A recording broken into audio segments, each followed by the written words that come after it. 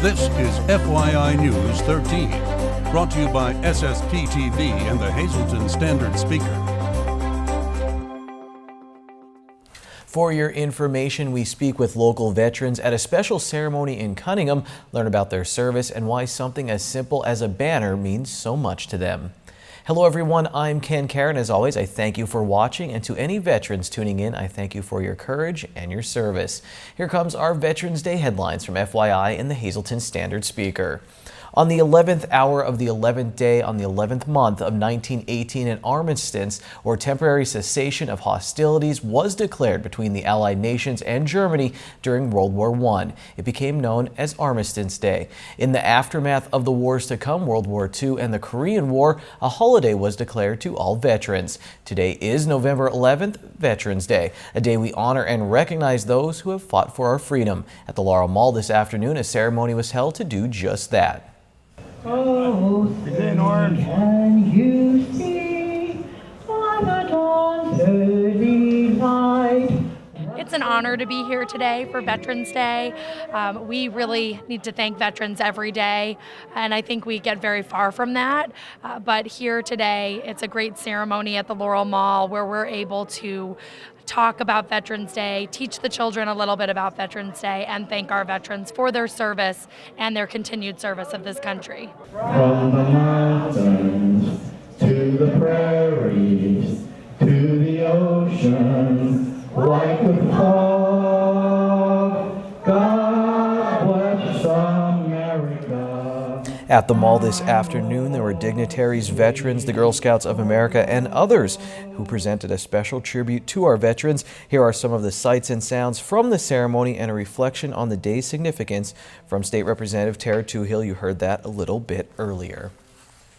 And meanwhile, another Veterans Day program was held in Tamaqua. Students from the Tamaqua Area High School and the middle school took part in a ceremony in front of the high school. These are photos courtesy of TamaquaArea.com. The event featured members of the Schuylkill Carbon Marine Corps League Detachment 626, who served as the Color Guard and Honor Guard. Members of the Tamaqua American Legion fired a 3-volley salute. The American flag was raised, and there was patriotic music courtesy of the Tamaqua High School Jazz Chorus and the Tamaqua Raider Marching Band. Well, Veterans Day is a day set aside each year to honor those who have served our country. One community in our area is joining with many others who are recognizing our veterans all year long. Lisa Sugar reports on the beautiful tribute that will now be seen by everyone who travels through that community. A nice crowd gathered recently in the borough of Cunningham.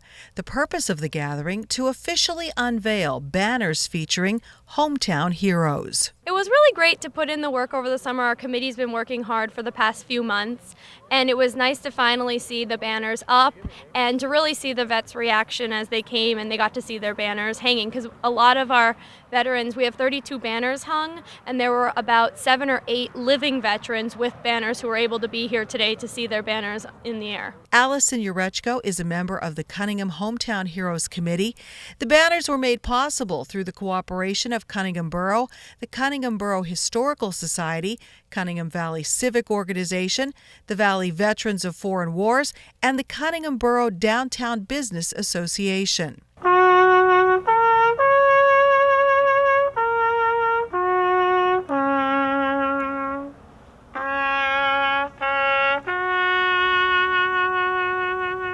Roy Cuck is a member of the committee that put up the banners. He's also the service officer for VFW Post 8161 in Cunningham and a veteran of the Vietnam War. How important was it to get this done in Cunningham, and how nice is it as you drive, as everyone's driving down, to see the veterans who serve for this community, for this area? It was an experiment. It took a while to get it together, but once we got it together, it rolled and it met big success.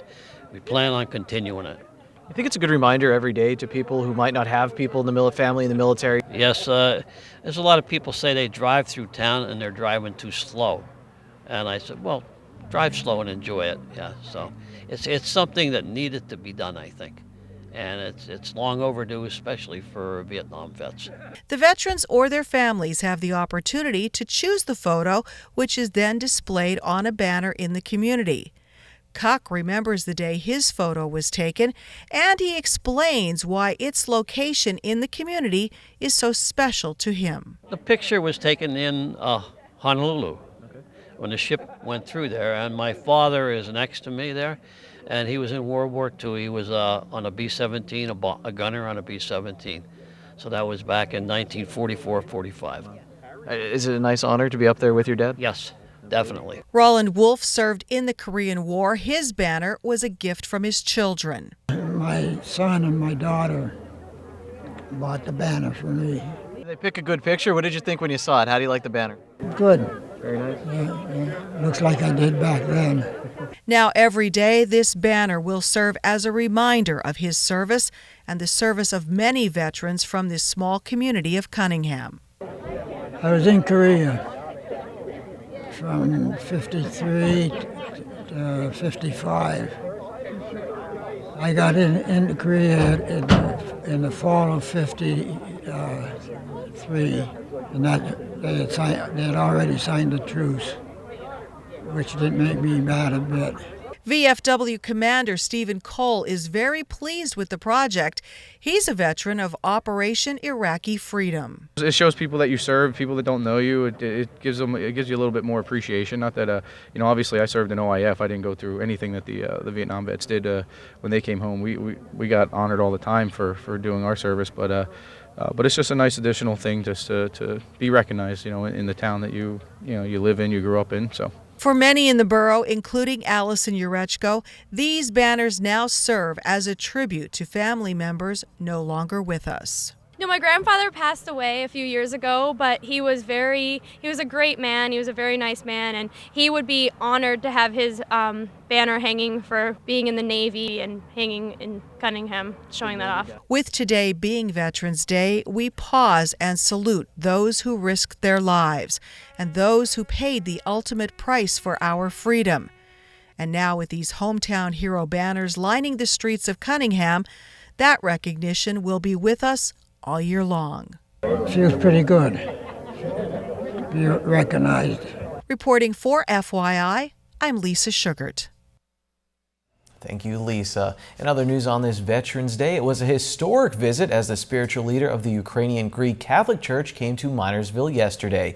His beatitude, Svetoslav Shevchuk, native of Ukraine, visited St. Nicholas Ukrainian Church and School as part of his trip to the United States. The patriarch visited churches in Schuylkill, Northumberland, and Columbia counties. During yesterday's stop in Minersville, he enjoyed a program performed by the students of St. Nicholas School. They sang songs in English, Ukrainian, and Spanish. The students also told the story of the coal region and the Ukrainian immigrants to this area. The 45-year-old Shevchuk was elected head of the Ukrainian Catholic Church in 2011 at the age of 40. Butler Township Police are looking for the person or persons responsible for scattering rubbish in the township.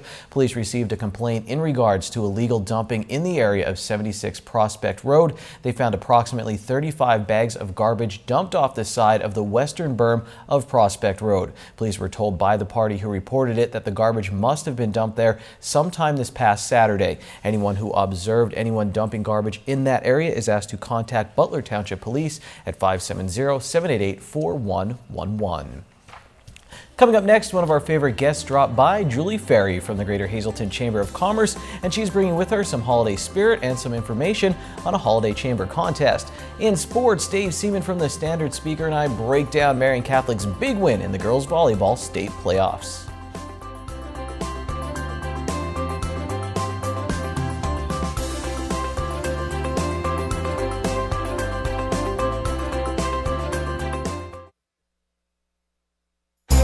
This is FYI News 13, brought to you by SSPTV and the Hazleton Standard Speaker. Well, today we're very pleased to welcome Santa's little helper. She told me so herself. Julie Ferry from the Greater Hazleton Chamber of Commerce, here to talk about the 11th annual Holiday Decorating Contest. Now, you're a co-chair for this wonderful event, so tell us, I know it's part of a committee, sponsored by a committee. You tell me all the details. Yes, this is our 11th annual event. It is hosted by our Women's Networking Committee. It's part of some of the events that we have all year long, including our luncheons and mixers. This is our holiday event that we've hosted for the past 10 years now. So this is a great way for people to get involved and participate in the community, come out to the mixer that we host to follow up the event. It's a great way to show off your decorating skills. Now, we have some lovely photos of some entries from last year, so people really get into this. Absolutely, they do. It's a great competition to see who's got the most creative and unique ideas. The committee is always excited to see what the thing of the year will be this year. Last year it was trees made to look like snowmen, so we're all excited to see what everyone comes up with this year. Well, Julie's already got her decorations going here with that sweatshirt, of which we have to get Kenny Carroll one now because he fell in love with that sweatshirt. So who's eligible for this contest and when are the deadlines? Any chamber member business is eligible, whether your entire business decorates, maybe you just decorate your own cubicle. So Kenny Cara, shout out to you. Come on, let's get going here, buddy. I already gave you a great theme idea. There you go. You need to fill out a registration form. The registrations are due by the 20th of this month so that we can get our judging done, which will happen on December 3rd. Then following that, the next week on the 9th is the mixer, which is being hosted at the Pines this year and is sponsored by Physical Therapy and Balance Centers. Alrighty. So this is really a fun thing to get the business community together and then everybody all come out and celebrate at the mixer and see who wins. So a lot of fun. Absolutely. It's like I said, it's a great event to showcase your holiday spirit. Let everyone else see the great things that you do with your decorating. And what we're doing new this year at our mixer is the judges will be picking 3 of the top prizes, and everyone who attends the mixer will get to vote on the winner of the grand prize. So come out and join us for a great night of fun and networking with fellow women. The proceeds of the admission charges for the event do go to our Women's Empowerment Grant Fund. All right, very good. If people want more information, they're going to your website? Absolutely. Go to hazeltonchamber.org, check out our calendar of events. The registration form is on there, or you can contact the chamber office and we'll get one out to you. And because this is so popular, first 20 entries get in. After that, you're out of luck. Absolutely. We only have a limited amount of time for the judging on the particular day that we go out. So first 20 entries, get your entry in now. All righty. Thanks, Santa's helper. We're happy to have you here. Get your decorations for you and your cubicle, just like Julie. Come up with some great ideas. We'll be interested to see who the best decorated business really is. Time now for FYI News 13 weather. So I'm working on an arc. I'll have a sign-up sheet on our Facebook page.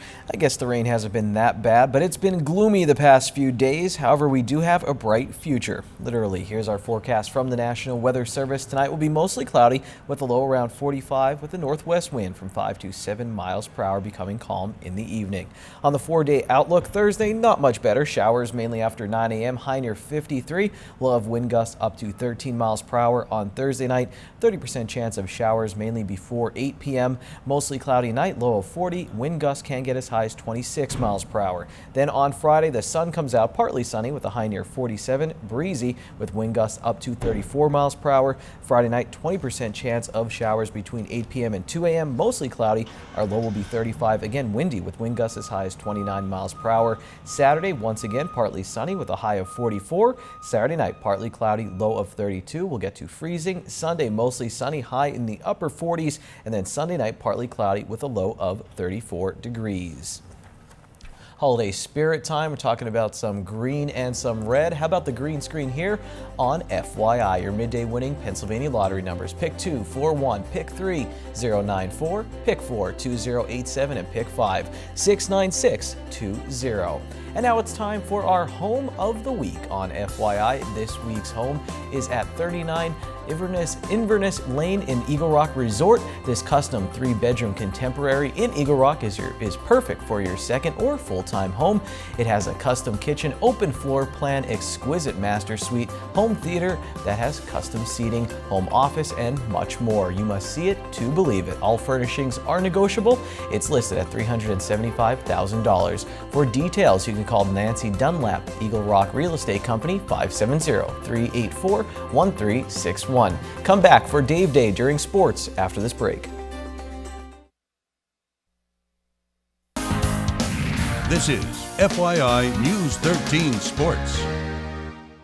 It's another Dave Day, and Dave, it's the fall, it's November, so we have Marion Volleyball in the state playoffs once again. They get their first victory. They sweep 3-0 against Towanda in the opening round. They're on to the quarterfinals.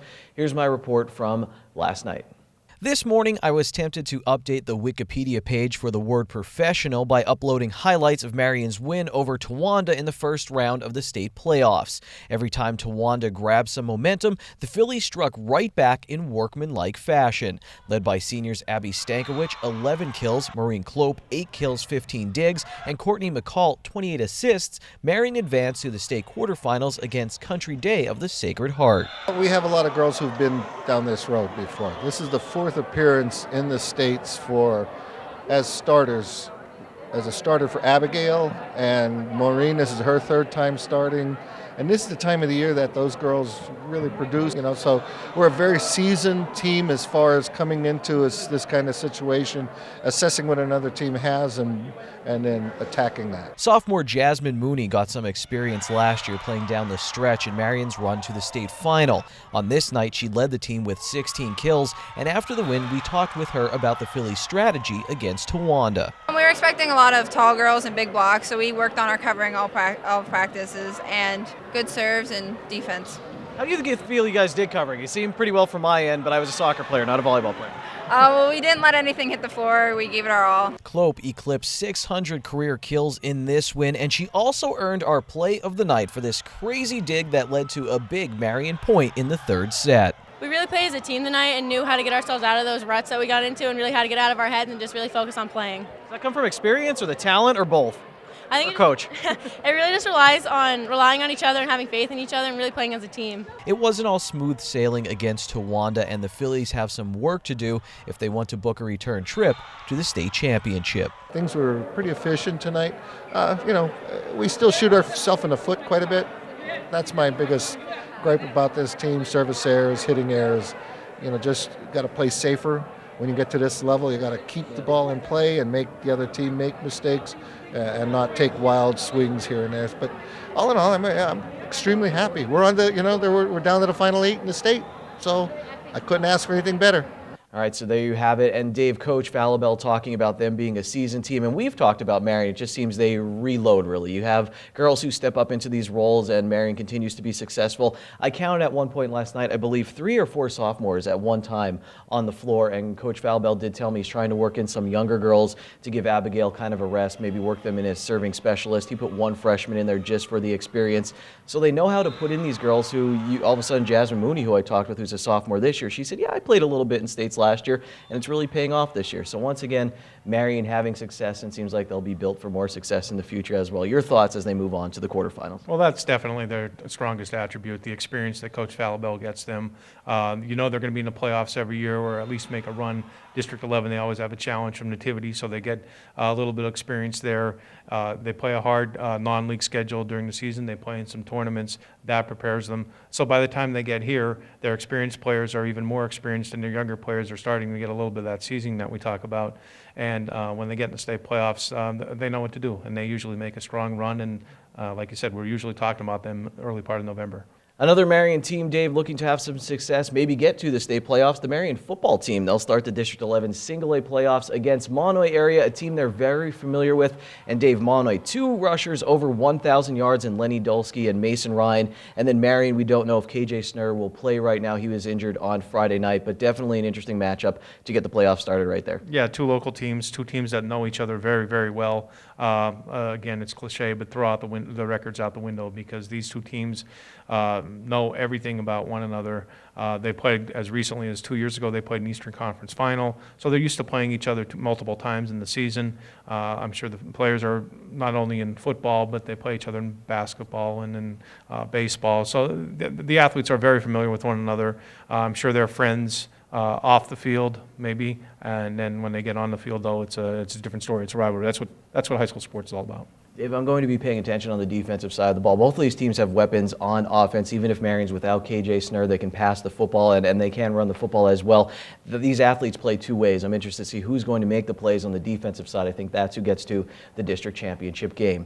Speaking of district championships, the District 2 basketball championships, Dave, will be held at the Mohegan Sun Arena at Casey Plaza. Announcement being made on Wednesday. This is exciting. They said the kids will get to experience a professional atmosphere. Have you ever covered a game up there? I heard Hazelton area played against the team from Washington, D.C. a few years back. Yeah, it happened in 2009. The Hazelton area basketball team played against, I believe it was Albion School from Washington, D.C.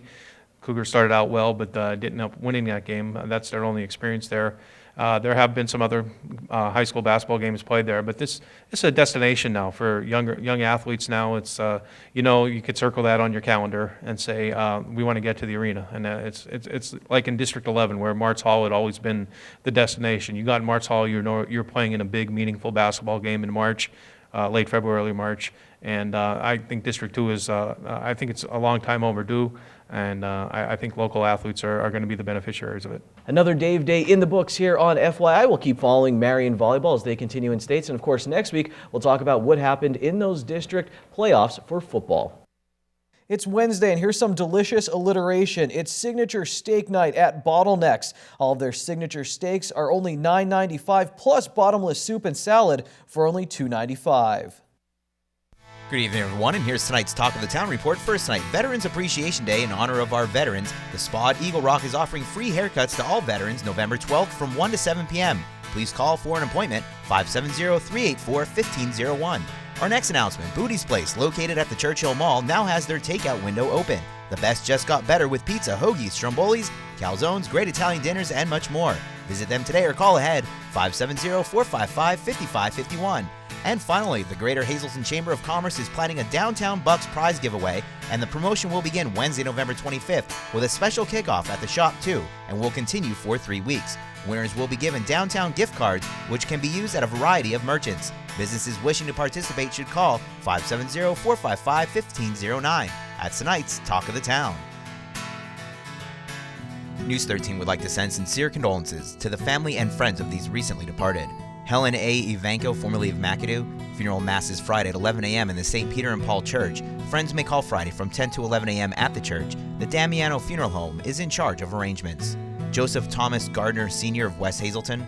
Services will be held at the convenience of the family and under the direction of the Cropton Hughes Funeral Home. Carolyn H. Johnson of Weatherly. Mass is Saturday at 11 a.m. from the St. Peter's Episcopal Church. No calling hours are scheduled. The Philip J. Jeffries Funeral Home is in charge of arrangements. Victoria Cheslock Ritz, formerly of West Hazelton. Memorial was held at the family home in Massachusetts.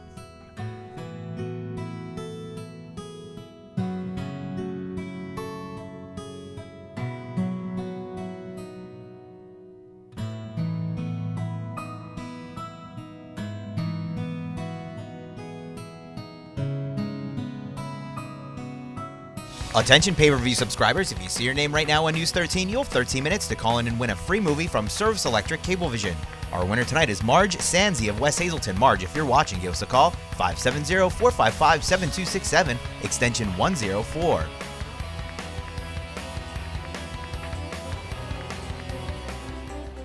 Believe it or not, Dave Seaman and I talked even more than what you saw on air. We talked about Penn State football as they approach their bye week. See what you had to say. I'll upload that to our Facebook page very soon, so check that out. Once again, thank you to all our veterans. Thank you for watching.